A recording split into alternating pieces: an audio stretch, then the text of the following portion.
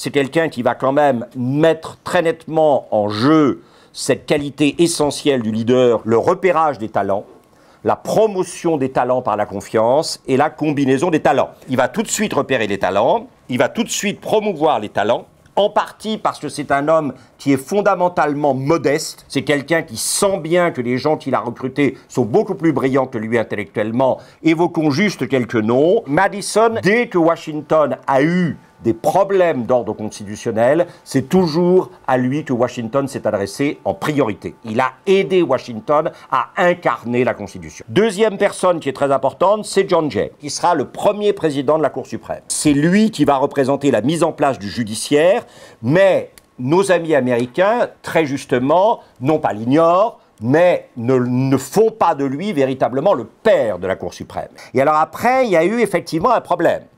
C'est-à-dire que John Jay est parti comme ambassadeur en Grande-Bretagne, négocier ce fameux traité, et la première personne à laquelle Washington a pensé pour y succéder, c'est un Carolinien du Sud qui s'appelait John Rutledge. C'est celui qui a inventé, alors que ça n'était pas inscrit dans la Constitution, le principe de judicial review, dans une décision qui s'appelle Marbury versus Madison et qui doit dater de 1801, si mes souvenirs sont bons.